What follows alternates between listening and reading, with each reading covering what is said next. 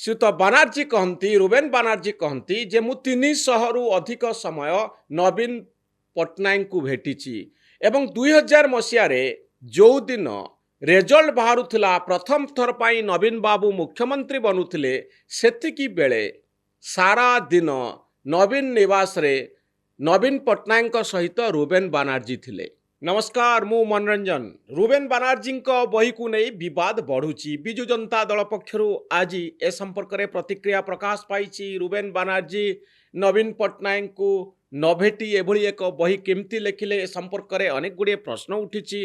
मु आपण को आज रुबेन बानार्जी यही बही संपर्क में सूचना देवी, कारण यही बहीर प्रथम भागटी मु पढ़ी, द्वितीय भागटी मध्य जो विवादी अंशटी रही पांड्यान संपर्क में ताकू मु पढ़ी।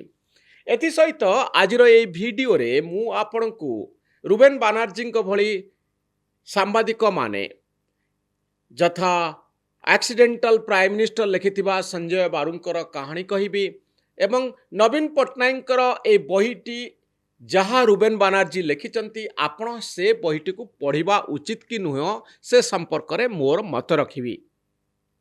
एमितिरे ओडिशा रे वर्तमान समय रे निकट अतीत रे बा किछि वर्ष पूर्वे जहाँ सबू घटना घटी जाइछि, राजनैतिक स्तर रे जहाँ हलचल सृष्टि करिछि से संपर्क रे भल बहिर संख्या कम अछि। मु आपण को मने पकई दवा पई चाहिबी। स्मृति अनुभूति लिखिथिले नीलमणि राउतराय एवं पथ पृथ्वी लिखिथिले सुरेंद्र महांती। आपण माने जो मानकर बयस 30 वर्ष बा ता तलकू से माने ए बही संपर्क में जानीपारे ना।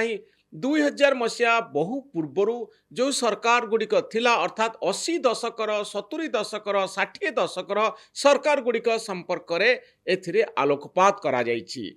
किंतु नवीन पट्टनायक जी 24 वर्ष धरी ओडिशा रे क्षमतार रहिले, भारत वर्ष रे रेकर्ड तैयारी कले एवं सारा भारत वर्षर राजनीति तांको द्वारा प्रभावित हैला बोली बिजु जनता दल नेता माने बहु समय कहती।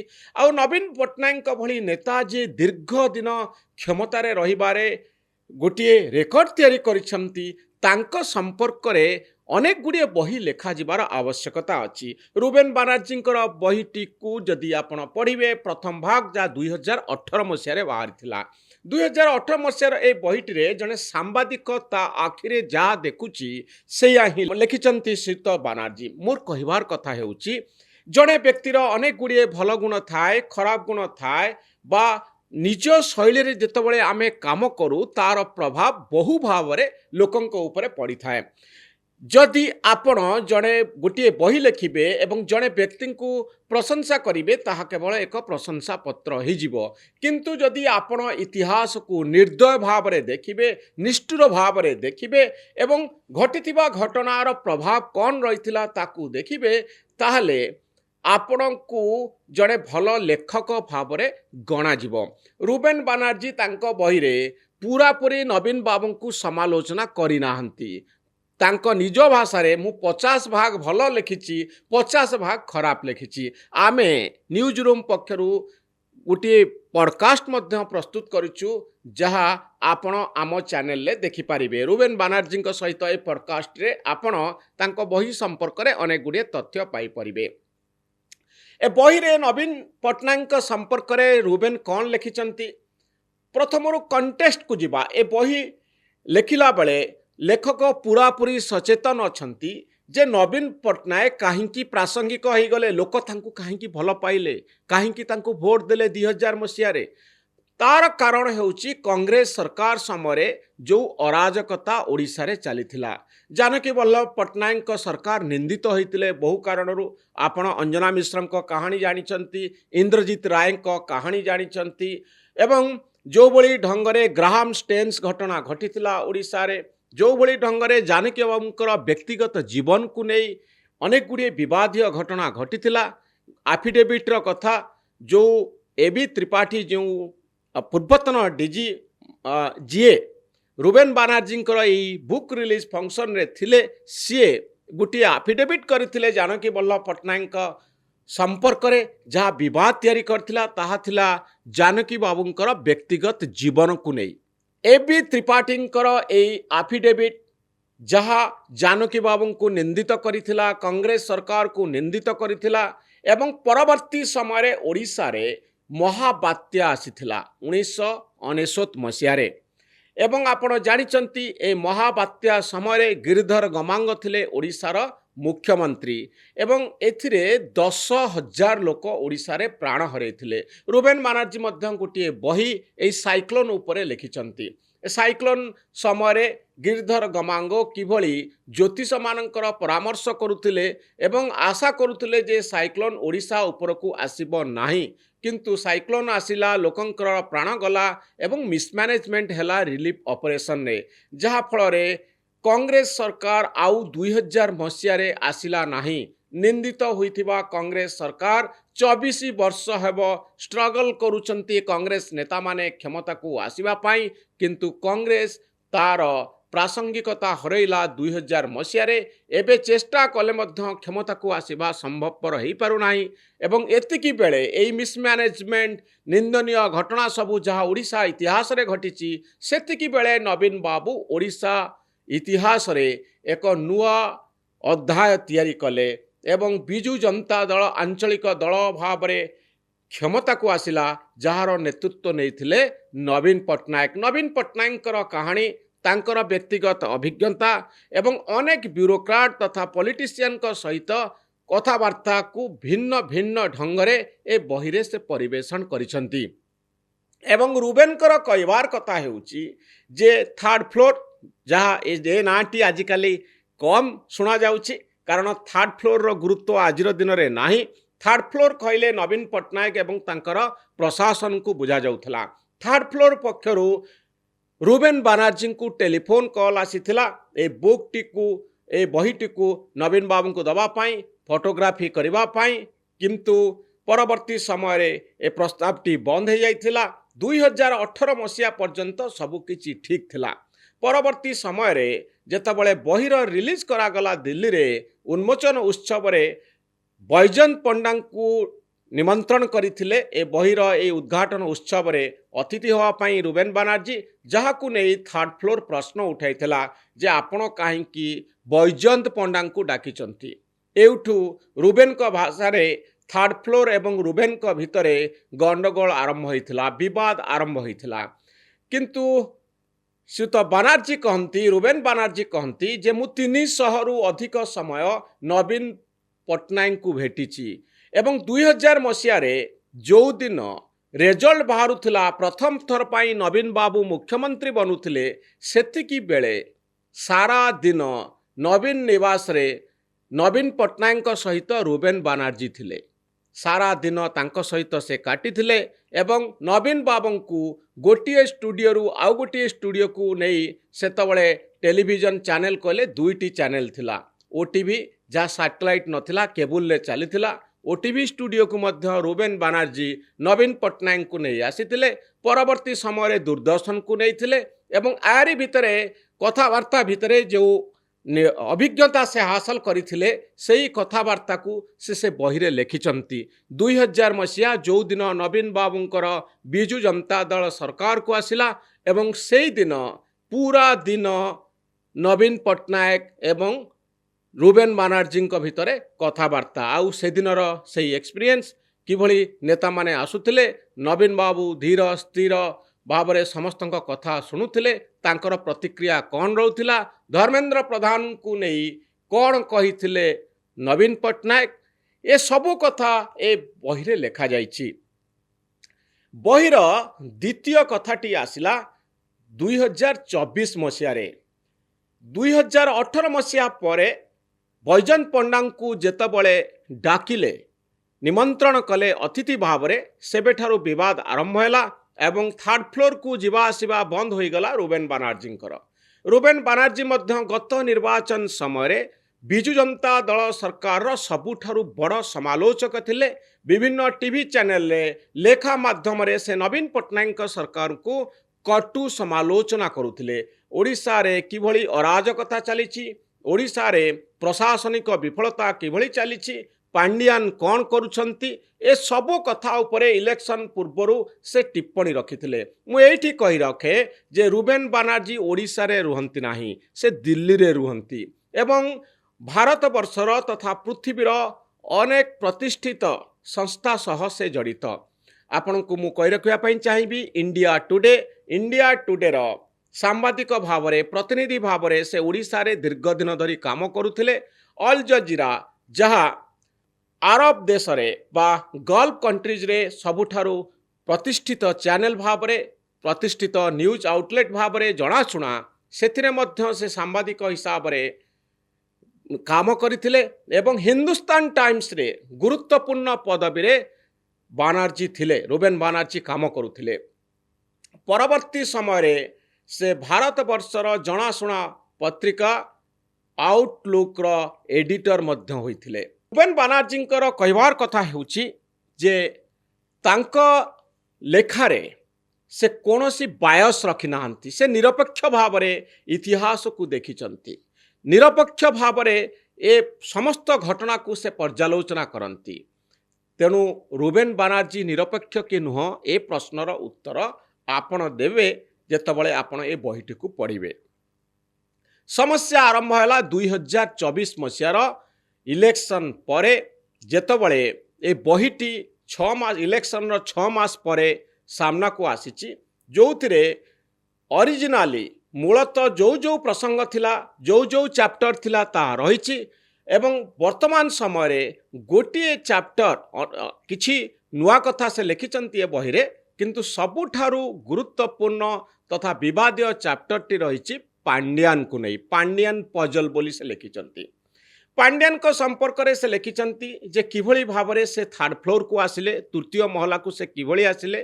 3 जण ब्यूरोक्राट थिले, 3 जणक भितरु 2 जण कौनसी कारणवशतः नवीन बाबू सहित काम करने इच्छुक हेले नाही एवं तृतीय चॉइस थिले श्रीयुत VK पांड्यान। VK पांड्यान नवीन बाबूंकर विश्वस्त बनीगले, थर्ड फ्लोर रे आधिपत्य जमाइले एवं परिस्थिति एभली हला जे नवीन बाबू प्यारी बाबूंक भली तांको उपरे संपूर्ण निर्भर कले एवं पांड्यान किभली बुली बुली ग्रीभांस कलेक्ट करुथिले, लोकंकर आपत्ति अभियोग सबू कलेक्ट करुथिले पेपर माध्यम रे। सेही कथा से लिखिचंती जे को भली ढंगरे से बुलुथिले एवं लोकंकर प्रतिक्रिया कौन होउथिला, पार्टी लोकंकर प्रतिक्रिया कौन थिला। किछि किछि पार्टी लोक तांकु इंटेलिजेंट फूल बोली कहउथिले। इंटेलिजेंट फूल रो ओडिया हेउची जे से होउचंती विज्ञ हेई पारंती किंतु से जने बोका लोक, अर्थात इंटेलिजेंट फूल से विज्ञ से जड़े बुद्धिमान लोक किंतु ता सहित से बोका मध्य। परवर्ती समय बिजु जनता दल इलेक्शन हारिला एवं एटी आपन को आउ गोटे कथा कहि रखे जे गीता मेहटा नवीन पट्टनायक भौणी जे ओडिशा बारंबार आसुथिले मृत्यु पूर्वरु, से मध्य नवीन को ऊपर नजर रखुथिले, तांकर कोनोसी पॉलिटिकल इंटरेस्ट नथिला।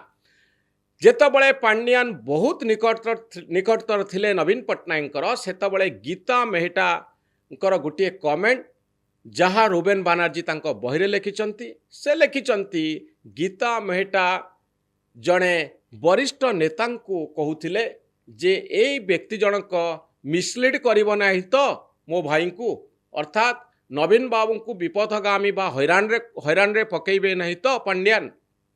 एभली गोटे प्रश्न जहाँ गीता मेहटांक मन को आसीथिला, जहाँ रुबेन बानार्जी तांको बहिरे लिखिचंती। एई भली अनेक गुड़िए विवादीय कथा रही एई बहिरे एवं बिजु जनता दल कहूची जे नवीन बाबू को भेटी न भेटी थिबा एवं बहु दिन धरी भेटी नथिबा जड़े व्यक्ति एभली एक बही लिखिले केमिति। रुबेन बानार्जी तार उत्तर रे कहउचंती जे गांधी को न भेटी मध्य अनेक बही लिखिचंती, आउ मु 300 रु अधिक थर मो जीवन रे नवीन बाबू को भेटिछि। उत्तर आपण पाइजिबे जे प्रकृत रे एही भली एक बही लिखिबा जरूरी कि नुह एवं एभली एक बहीर प्रासंगिकता अछि कि नाही।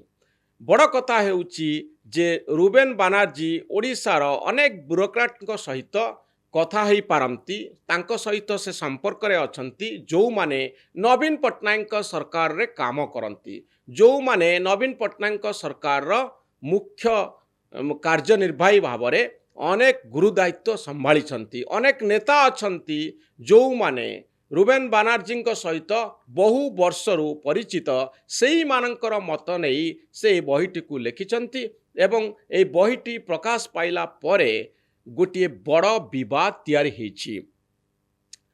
ଦର୍ଶକ ବନ୍ଧୁ, ମୁଁ ଆପଣଙ୍କୁ ଇତିହାସର ଆଉ ଗୋଟିଏ ବହି ସମ୍ପର୍କରେ ସୂଚନା ଦେବା ପାଇଁ ଚାହିଁବି।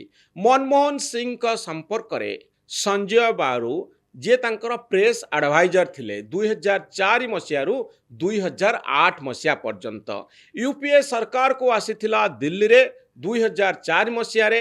ସଞ୍ଜୟ ବାରୁ, ଯିଏ ଭାରତବର୍ଷର ଜଣେ ଜଣାଶୁଣା ସାମ୍ବାଦିକ, ସିଏ ଥିଲେ ମନମୋହନ ସିଂଙ୍କର ପ୍ରେସ୍ ଆଡ଼ଭାଇଜର। ଏବଂ 2008 ମସିହା ପରେ ଯେତେବେଳେ ପ୍ରଥମ ୟୁପିଏ 1 ସରିଗଲା, ତା ପରବର୍ତ୍ତୀ ସମୟରେ ସଞ୍ଜୟ ବାରୁ ଆଉ ମନମୋହନ ସିଂଙ୍କ ସହିତ ନଥିଲେ। ପରବର୍ତ୍ତୀ ସମୟରେ ସେ ଆକ୍ସିଡେଣ୍ଟାଲ ପ୍ରାଇମ୍ ମିନିଷ୍ଟର ନାଁରେ ଏକ ବହି ଲେଖିଥିଲେ ଏବଂ ଆପଣ ଜାଣିଛନ୍ତି ଏ ବହିଟିର ଏକ ଫିଲ୍ମ ମଧ୍ୟ ଉପଲବ୍ଧ।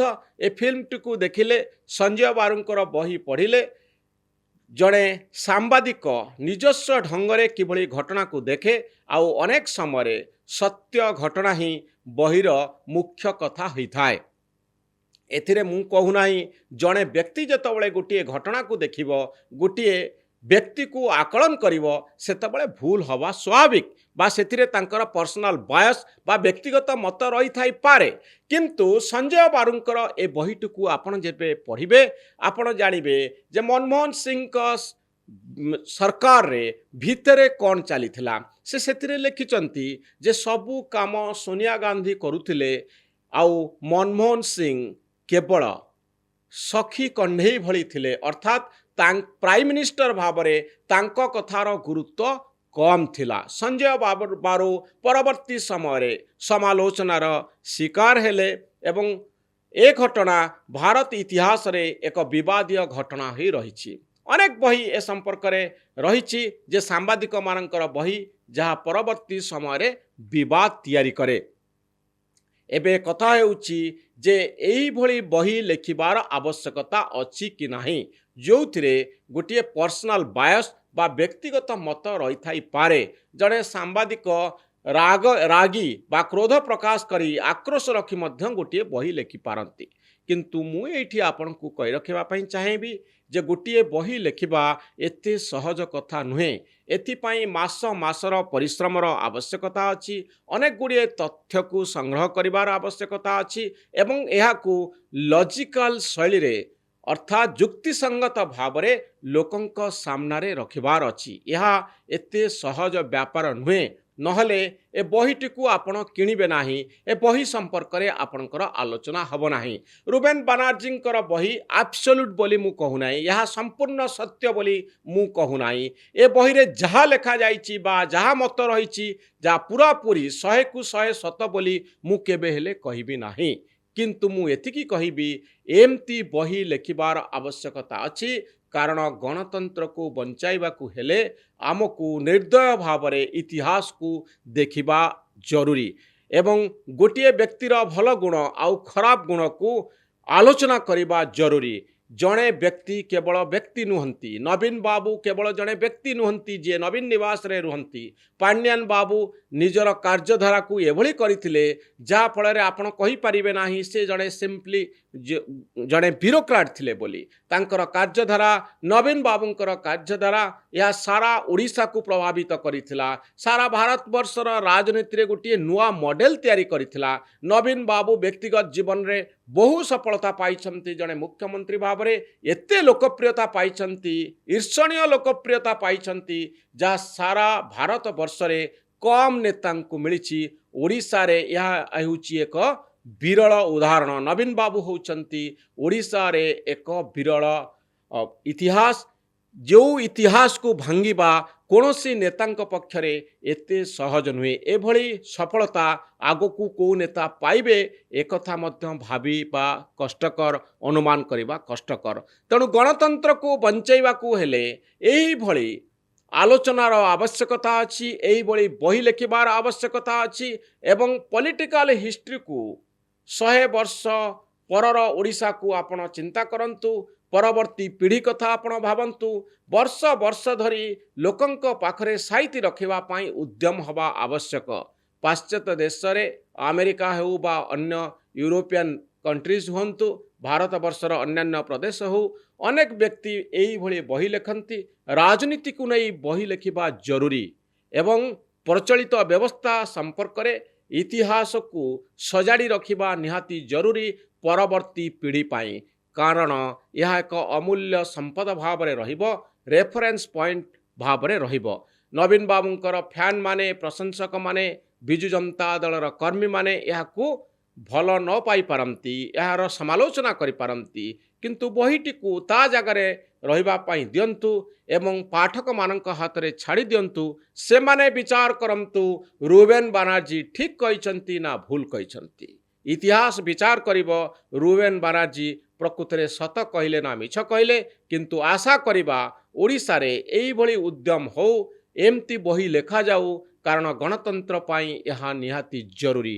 ମୁକ୍ତ ଆଲୋଚନା, ମୁକ୍ତ ସମାଲୋଚନା ଏହା ଗଣତନ୍ତ୍ରକୁ ବଞ୍ଚାଇ ରଖିବ। ବହୁତ ଧନ୍ୟବାଦ এই ଭିଡ଼ିଓଟିକୁ ଆପଣ ଦେଖିଥିବାରୁ। ଏବଂ ମୁଁ ପୁଣି ଥରେ ଆପଣଙ୍କୁ ଅନୁରୋଧ କରିବି ନ୍ୟୁଜ୍ ରୁମ୍କୁ ସବସ୍କ୍ରାଇବ୍ କରିବା ପାଇଁ ଏବଂ ଆମ ଭିଡ଼ିଓ ଗୁଡ଼ିକୁ ଲାଇକ୍ ଆଉ ସେୟାର କରିବା ପାଇଁ। ଧନ୍ୟବାଦ, ନମସ୍କାର।